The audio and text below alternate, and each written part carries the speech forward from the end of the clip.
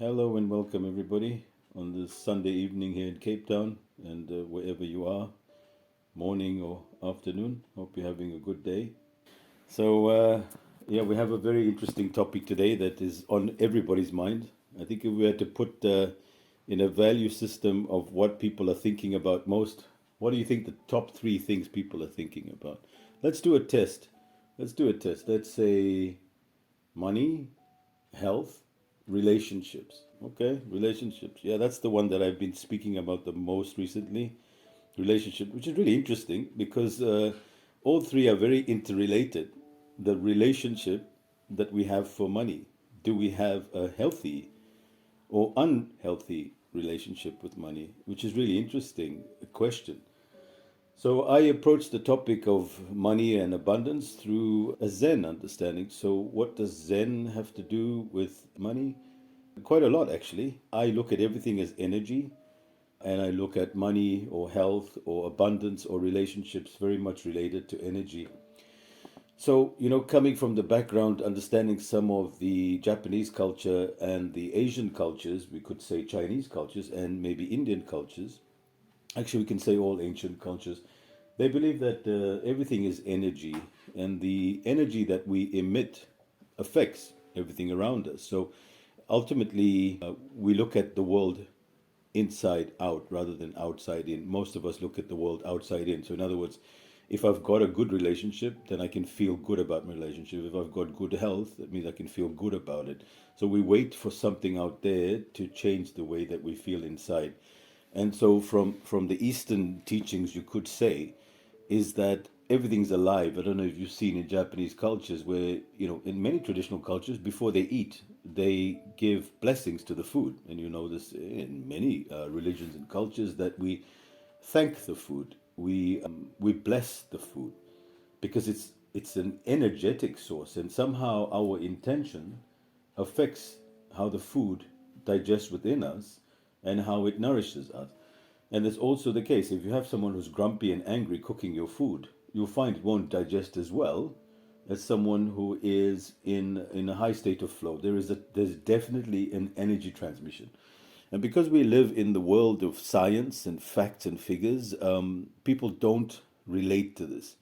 So today I was reading a fascinating study on water and how water, another Japanese scientist named Masuru, who spoke about how energy, the molecules of water change shape based on intentions and based on words. And other studies done on plants and animals. So if plants are spoken to kindly, they grow better. And if animals are spoken to, they're healthy for longer. And this same kind of study has been done with Deepak Chopra revealed a fascinating study now recently that was done a long time ago on what animal was it? I think it was mice, and they fed these mice quite healthy food, but they were very nasty towards the mice. And they were like, I don't know how it was coming across, but they were quite aggressive towards the mice. And they found that the mice had inflammation and they had high cholesterol and high sense of retainment of not releasing flow through their bodies. And another group of mice where they were spoke very kindly to them and fed them with love and attention and stroked them and petted them, and they didn't feed them such good quality food. What they found that the mice that were eating good food but were treated badly had inflammation, and the markers were all like out of the ballpark, whereas the mice that were given substandard food but was treated with love were healthy, which is such a contradiction because we're all about eating the right foods, and but we're so afraid of the food. Like, I'm eating this because it has so many calories, I'm eating this because it doesn't have cholesterol, I'm eating this because whatever. So we're so consumed, and that food then affects us negatively, so we don't understand the impact of that. So what does that have to do with money? Well, if money is energy and food is energy and life is energy in every form, then everything, we have a relationship with everything. There is an exchange. We have a relationship with food. We have a relationship with people. We have a relationship with the furniture. We have a relationship with everything, animate and inanimate objects. So we have a very, and this is the first step, because I always wreck my brain trying to explain to people that you're not looking at life the right way. You're looking at things from particles, from matter, from substance. When everything in life is energy, it's subatomic. If you look at everything, quantum physics is now proving it because we live in such a scientific age, that particles behave differently at a subatomic level, and the energy that flows through that really affects it. And so I could talk endlessly because there's a whole topic on water that is mind blowing, relating to water. But yeah, your intention on water changes the water. We know in all cultures they say they have these people that pray on water or say certain words to water and get you to drink it, and it cures ailments, and they call it holy water. They call it all sorts of things in all cultures. Now, in the scientific age, and that's why we're so lost and so confused, is because we're looking for evidence and fact, and some things don't have scientific proof, but they are detectable inside of us. We know, if you look at it, people say drinking Coke. I don't drink Coke, but if you drink, I drink it sometimes. I know there's a taste difference between Coke in a glass bottle to Coke in a plastic bottle. Think about water in a glass versus a plastic bottle, or water in a black bottle versus water in a see-through bottle, or water in a glass versus water in a cup. Do you prefer to drink water in a cup or in the glass? Why is that? Have you ever questioned that? Because there is some kind of interrelationship, and people are so in their heads and so fact based and substance based that they're missing out on this energetic frequency of things. So that's that energy. So let's talk about money. What is your relationship with money? That was a question that I posed after my research, and I realized I have great fear towards money, and I have great mistrust towards money. And this was revealed to me after a course that I did, really becoming aware of money as energy. So, how many of you think money will show up when you need it the most? Do you think money will show up when you need it most? And also, do you love money? Most people are even afraid of answering that question. Do you love money? And why do you love money? What does money mean to you? So I say, if money was a person, what kind of person would it be? Is a person that you like or a person that you're afraid of? Think about a person. If you trusted a person, doesn't that mean that you trust them to show up when you need it the most? That you have a healthy relationship with them. But remember, a relationship implies a two-way system, right? It's not one-ended. I take money, I use money, right? But what do you give money back? And it's really weird, right? Because people don't think like that. What do you give to money? So, what is the currency? We use the word currency, but what is the medium of exchange? If you look at it, and it's a wonderful way of looking at it, is if money was a person, stop and pause for a second. What kind of person is money to you? So we see we have these money trauma that we're not aware of, and money is simply, if we look at money, it's simply energy. Because if you think about it, it's just a piece of paper. It's an agreement that we've all reached, saying that this thing that's got a 1 and 0 will give you 100. What is 100? It's a piece of paper. If that didn't have a print on it and wasn't certified by this thing called a bank, it would be making very nice firewood, right? It wouldn't have any value. Think about paper without the letters printed on it and the watermark versus paper without it. How do we value that? So in our minds, money is this note, but it's not that. If you look at before paper money was invented, it was something different. It was gold, it was silver, it was something of value. And in other cultures, salt was highly valued. So, yeah, so then just as me and you may be thinking in the terms of numbers or paper, someone 500 years ago around the Sahara, or that dealt in salt, they would be thinking, oh, that's about 200 kilos of salt. So we have to decontextualize money, because we have imprinted into our minds a learned conditioning about it. And if you look at most of us, we have traumas because it's this relationship that we have with money is very unhealthy. So most of us have a fearful relationship with money. And if you look at it and extend it beyond that, most of us have a fearful relationship with life, with relationships, with people. Do we go into relationships saying, I know this person will be there for me? That's why we see the dating apps, right? We try to ascertain as much information as possible because we're afraid of what happening. We're afraid of being hurt by the other person. So think about our relationship with money, right? We're trying to suss it out. Where can I get you in the biggest corner and take as much of you as possible so that I can milk you for all I've got, all you got, right? And I can use you and then chuck you in the fire, right? Or get you out of my life and get you, as long as I can get the car, that you're used to me. So we have a one-way approach to money, and it's quite revealing, in fact. So does so let's look at fear and look at love, right? What creates a better relationship with a human being? Is it a fear-based relationship, an expectation relationship, and a mistrust, or is it something different? So if we had to apply this analogy to money, how should our relationship be with money? Because we have one-sided. When we get it, we're happy. If you think about Zen in the present moment, it sounds, what does Zen got to do with money? In the moment, if you can enjoy money in the moment, in other words, how many times have you gotten, say, let's use a small amount, $50, right? So well, maybe for some people it's a big amount, but let's assume that $50 is a relatively small amount for most people. What most of us do when we get $50 is we just chuck it over there and sort of discard it. We're like, it's just $50, right? That's not even going to pay for a sausage, right? So we have this relation. Well, that's small money. We wait for that big money. So we don't celebrate the moment. We don't celebrate what it is. For instance, you could get $4. You get 2 cups of coffee, get your child, get your partner, or whatever it is, or by yourself, grab a cappuccino, sit, be present, and enjoy the moment. Enjoy how your money has gotten you so much joy rather than how much this money has bought you in terms of value that you assign to it. So a Ferrari in your mind would mean a lot of joy. And a cappuccino or a latte or a chai latte, if you're anti coffee, because I realize some people are. I told this lady, can we have a coffee? And she says, I don't drink coffee. It's very bad for your health. I said, oh, sorry, I didn't realize. Again, she has an unhealthy relationship with coffee, but that's okay.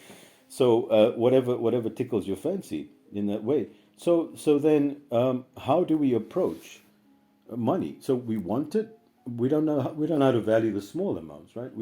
Do we value the big amounts? Like, do you feel, this is the other big thing we're going to come to, is the worthiness. How worthy do you feel when you're drinking a cappuccino that you bought for $2? How much do you feel you deserve it? What most of us do, we just chug down the cappuccino as quickly as possible and say, right, now how do I make more money?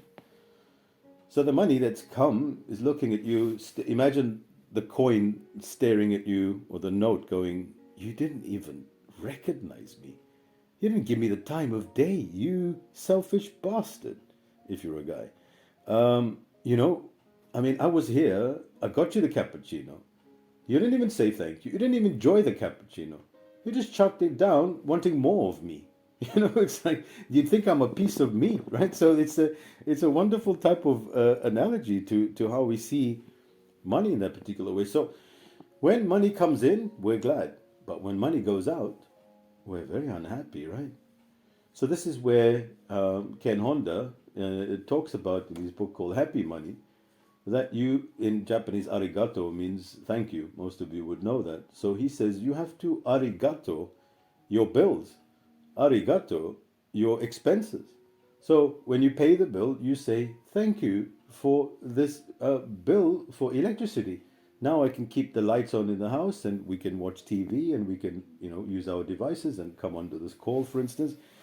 That is a healthy relationship, right? Because now you are thanking the outgoing. And that brings you to the next point, which is understanding the flow, the ebb and flow. Most of us are so polarized in one particular viewpoint that we're not seeing the overall picture. The yin and the yang, the black and the white, the male and the female, we're just caught up, and you can see the whole dialogue that I'm this, This is my identity. It's not that. I'm only that. You have to call me this, and this is how you need to address me. And we're caught up in our identities. We're not realizing that if you're having a lean time, in other words, when you're having a time of scarcity, there is going to be a time of abundance. How do you know this? Because from the beginning, when you came out of the womb, you made it to full adulthood. So something has sustained you, because there is only by that means of abundance that you were taken care of, that you were fed. I mean, think about a baby. It's the most fragile, most insecure in that sense being, yet life nourishes for most of the planet, not all of them, but life nourishes us on the call here who have grown up, and something took care of us all along, and we didn't have a choice whether to trust or not, but we do instinctively. We trust, we search out, we cry, we reach out for a mother's nipples or bottle, expecting it to be there. There is this expectation. So this trust and faith in life is inherently ingrained in human beings. But over time, because of traumas and because of our perceptions in many ways, and when money is restricted, we start developing the scarcity mindset, and we start getting afraid of it. And it defines our identity. In the modern day, money is the definition of your identity. That's what it is, right? And today, if we look online, it's about how many followers do you have? The amount of followers you have determines your worth in this world. How many degrees you have, Maria, and how many PhDs you hold defines your worth, right? Because if you don't hold that, like people go online and say, well, who is this guy? Okay, where did he study? What's his oh, Harvard. Okay, yeah, what's he got to say? Even the guy is an absolute, idiot, talking absolute garbage, but he's got a degree from Harvard. Because Harvard, if he's got Harvard, then he's got everything. And you can meet a man from the mountains who spent 7 years in isolation talking about the nature of reality. You'd rather go listen to the Harvard professor than the scruffy guy wearing these funny looking clothes, right? Yeah, that's a very, very good point. That's why in the Zen, it's the present moment. So in this moment, do you have enough for this moment? And for most of us, if we really examine it, if you're having, I don't know, broccoli and rice, then you got the dish in front of you and a glass of water, is that enough for this moment? But what we're doing is we're living in the past. Oh my God, last night that's what happened, and will it come? And then we live in the future. Now, what's going to happen next? So we're never in the present moment. And most people want the quick fix. Like most people will come on the call and say, okay, give me the 3 rules for how to make more money. Okay, just get that, and that's how books sell. I mean, it's rubbish, most of the stuff, right? But people don't have the time to engage. No, nobody cares. Nobody is even conscious enough. Not nobody. A lot of people are not, because of course, this whole society is not anybody's fault. It's fear based. You're like, I got to pay this bill. Everything's very expensive. I can't maintain this. I got no time to be conscious and aware and do all this kind of Zen kind of crap. I got to pay bills. But what you're not realizing, in the circus, you're suffering so many things that are not even real. But if you pause for a second and say, okay, what am I doing here? And why do I need this? And why do I have to chase this? And why do I have such anxiety over these things? So the first step, if you ask me, if you want the 3 steps, which I said is not a good idea, I'd say the first step is become aware. Become conscious of your feelings, of your sensations, of your patterns in everything, not really related to money, but there needs to be a deep sense. And this is what all the ancients talk about, meditation. Meditations mean not sitting on a yoga mat singing a special chant, which is fine too, but becoming so present of, okay, why is this constant thought in my mind? Think about it. How many times do you think about money? Like we all say, we many of us are, I believe in God, and I'm a good person, and I'm this and I'm that. But how many times of the day do we worry about money, or about this, or about that? And the whole society is rigged on it. It's nobody's fault. It's not a blame kind of thing saying, you idiot, you should be doing that. It's not what I'm saying. I'm just saying, why do we torture ourselves from this unconscious behavior? So I would say, I invite you to pause, reflect on what's going on inside of you, and ask some questions. So, for instance, one of the things that came up with me when I went on my journey was, my personal journey was, what do I think about rich people? And I said, yeah, they're all right. right? But what do I really think about them? And I realized I resented rich people in many ways. I would say, look at this rich person. They do this and they do that. And that is a bias. Now, I don't care about the morality issue. You can label anyone whatever you want. It doesn't make me, I'm not the morality police here. But if we look at it, if we resent rich people, yet we crave to have that, then what kind of hypocrisy is that? And then are we worthy of something we resent, right? It's strange, right? And our identity is based on money. So if you don't have money, then you're a nobody. But is this true? And if you have a lot of money, then you're a somebody. Is that true? But we've all bought into it. Let's not kid each other, right? We'll look at someone dressed in a nice suit, coming in a nice car, and we, whether we resent it or not, we pay special attention. We see someone coming in by bus or, a bad car and dressed badly, we judge them. You got to look at it. You got to be honest with yourself that you're judging people. And it's not about, okay, I'm being a bad person. I'm not concerned about that. I'm saying if you want to be something, you got to address two things. Am I judging something I want to become? And then am I afraid of something I may not be? And because we don't know ourselves any deeper than the identities that are put on social media and in our family value structures, like someone with a degree is worth more than someone without a degree. And you do that. I do that. We judge people like that. And that is not good for how you're interacting with yourself because it prevents you from seeing the wisdom in someone that's simple and learning profound wisdom. And I found that people with less qualifications and less money and more traumas and more difficulties have a lot more to say to me. And that may be my own bias, which I accept. Even that I would, question. But that's generally the case. So we've got to look at that. And then the fear. So we've got to look at our relationship with money and how we trust it to show up when we need it to. And now let's look at worthiness. This is a very big thing. So do you feel worthy of having money? Do you feel like money is something you really deserve? And most of you will be nodding your head, of course, but really ponder it. Do you feel deserving and worthy of it? Worthiness is a big thing. Many of us don't even realize that. So it's a huge, broad topic that is fascinating, and we can go into many, many different avenues on this topic. So bear in mind the influence that your past and your upbringing has on money. Many of our parents came from difficult times. Many of our parents came from easy times. I don't know every parent, but I know from my parent upbringing, money had a profound value in the whole value hierarchy. Even though we didn't have a lot of money, there was a great sense of desperation towards it. There was no trust in it, and it defined us. So even if we had it, we're afraid of losing it. There's a profound story of a doctor friend of mine who told me that really stuck with me, and I'll quickly share it with you. My doctor friend said this woman patient said, listen, you need to talk to my husband. He's 63. He wakes up at 3 in the morning and he sits on the bed and he cries every night. And I don't know what to do with him. This is his second wife. And the doctor said, sure, bring him in and talk to him. So he brought the man in and said, I heard you're not sleeping so well. What's going on?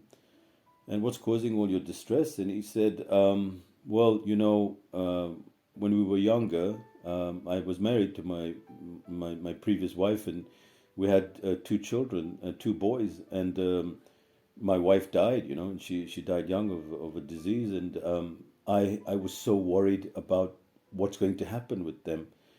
And I was always, making sure that they're successful and they make money and, that things do really well. And it took 30 years, and, with the grace of God, they did really well and they make a lot of money now. And, now it's been this other challenges because there's all these legal battles and people wanting their money and staff problems and the tax man, it doesn't stop. And he sat there and he said, I realized I've wasted 30 years of my life worrying about this thing that when we didn't have it, I was worried about it. And now that we have it, I'm worried about it. And he said, I just wasted my entire life worrying about something that was not really worth worrying about.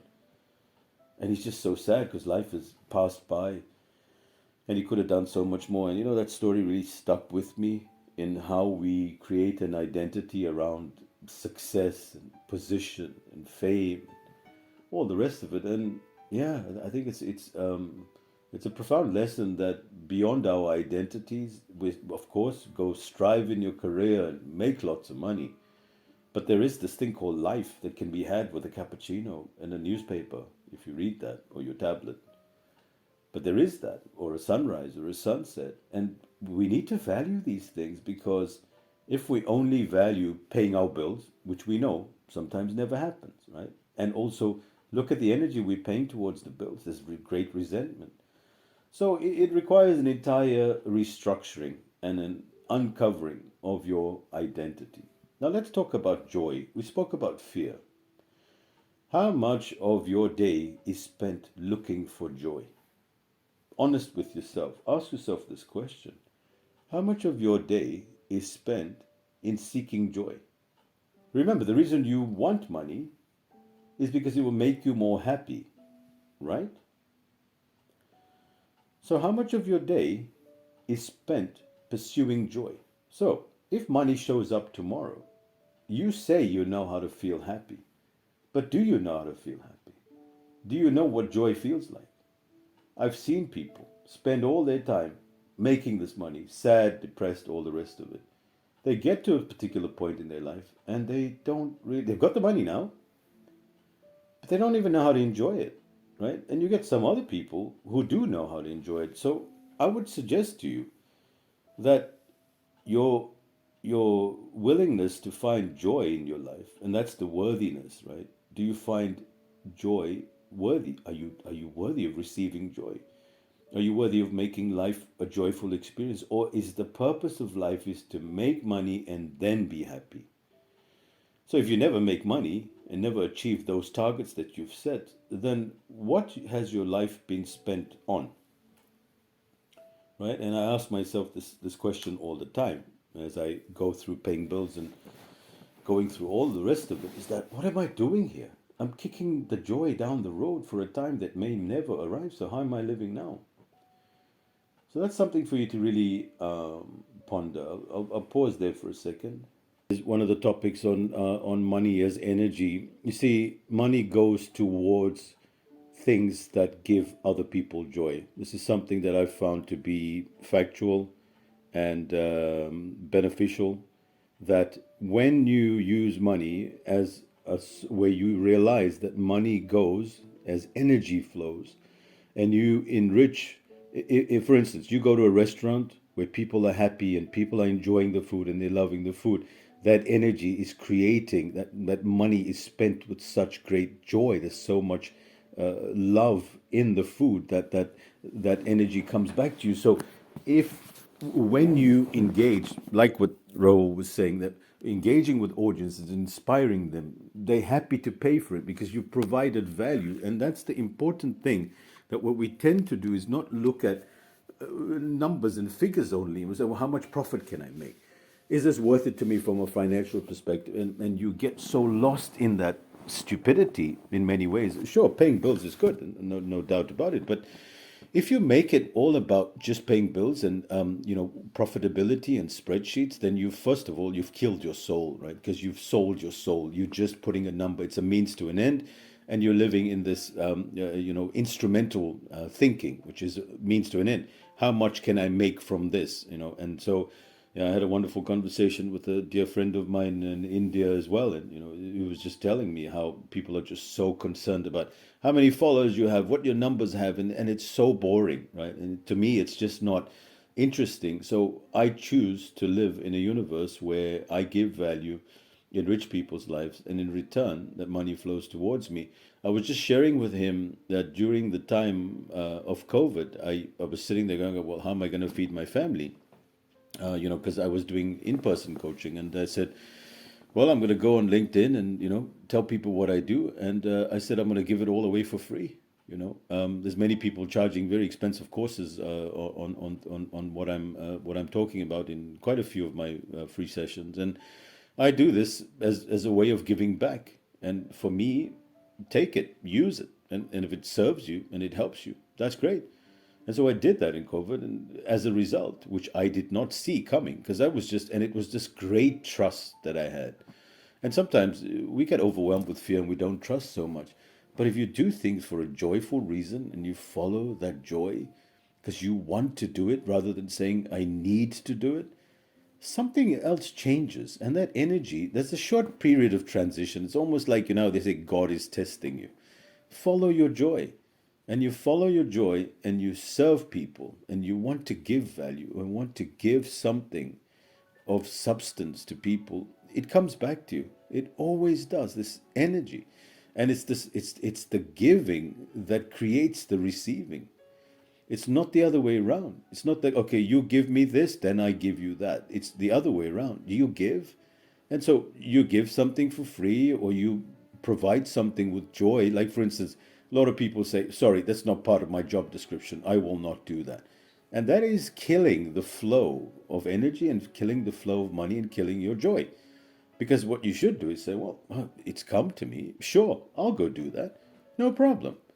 Why? Because it's something that I'm doing of service, because it changes your thing. I mean, are you here just for yourself? Even though we say we're serving our families and all the rest of it, but we're not. It's actually selfish, right?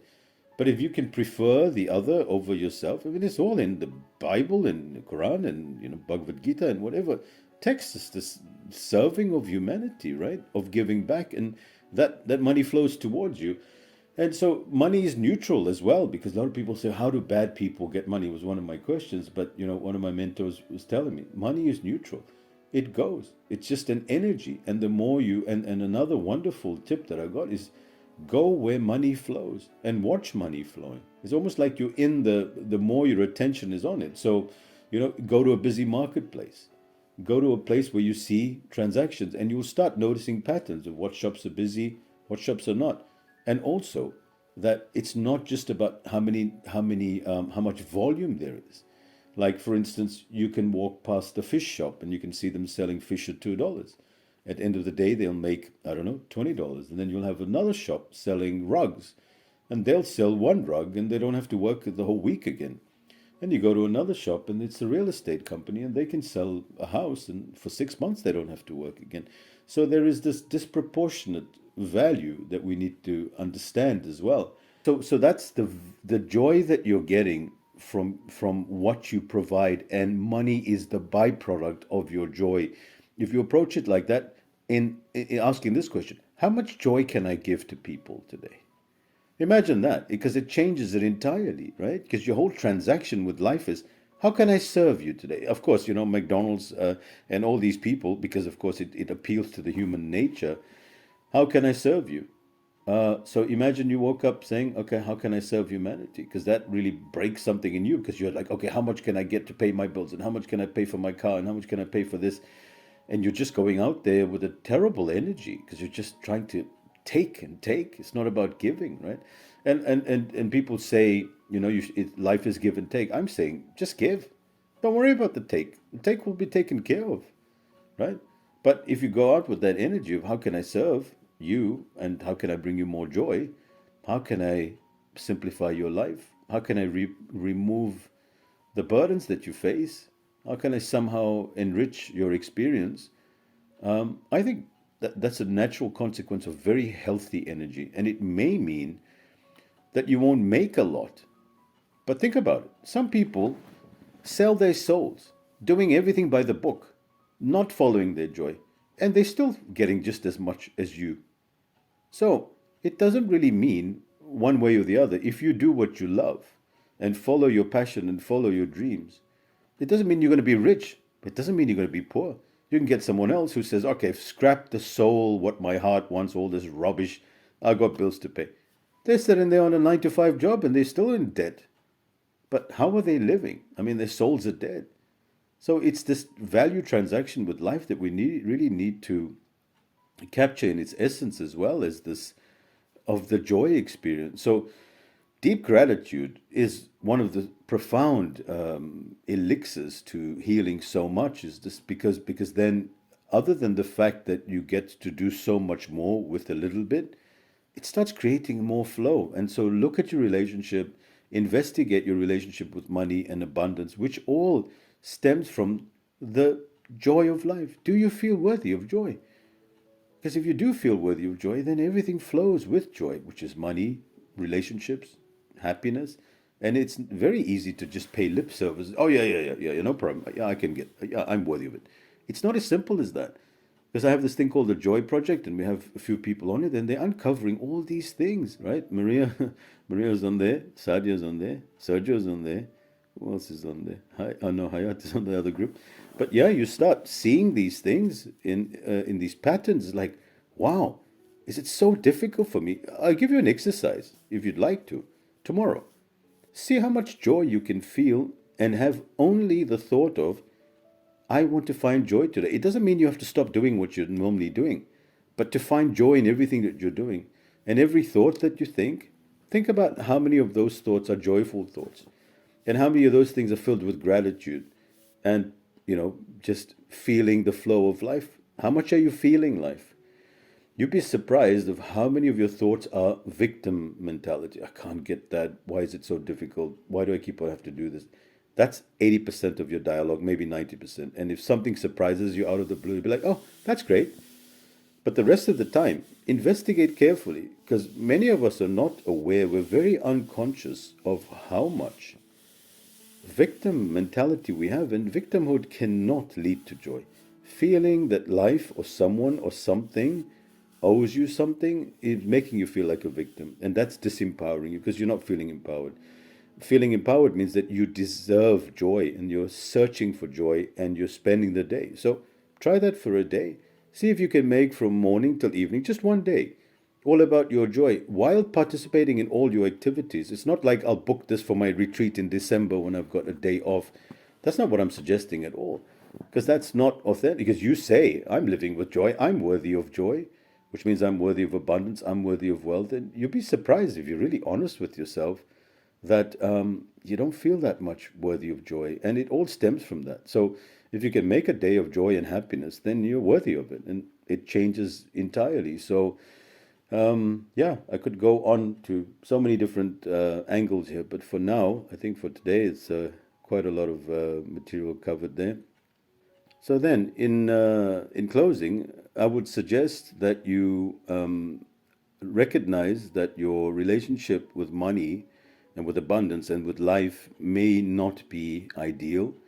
And I invite you compassionately to investigate your relationships and get into the habit of deep present awareness of the present moment, of where you are right now, rather than where you want to be, rather than what you didn't get and what you deserve and how it should be and why it's not the way it's meant to be, but rather what it is right now.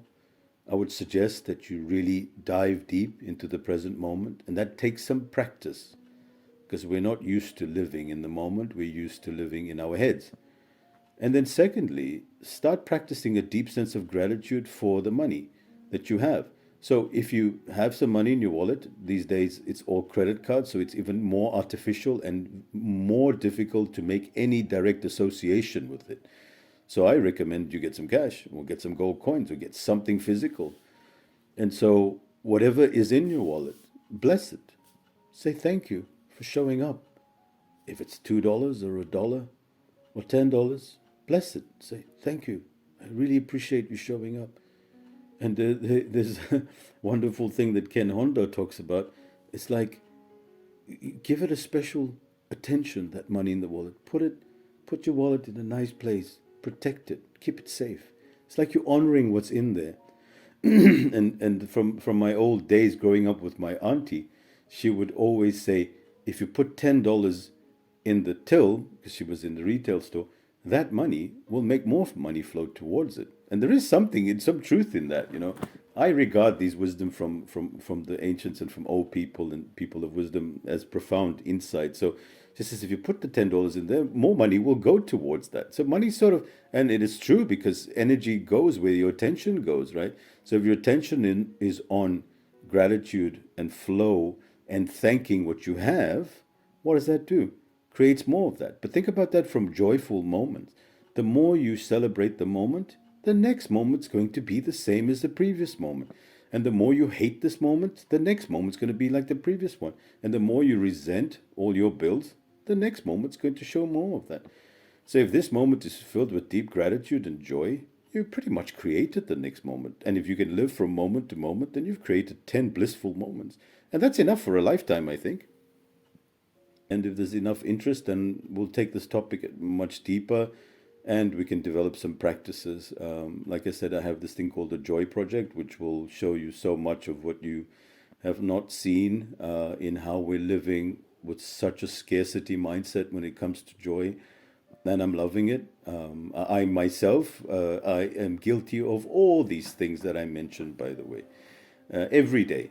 But the difference is, I'm quite honest with myself and I'm working towards it on a daily basis. And I say I commit to this day only because I can never say I would commit to joy for the rest of my life because that creates too much of an expectation. So I would suggest and offer you the same thing. Choose joy for this moment. Can I feel joy in this moment? And do I know how to feel joy?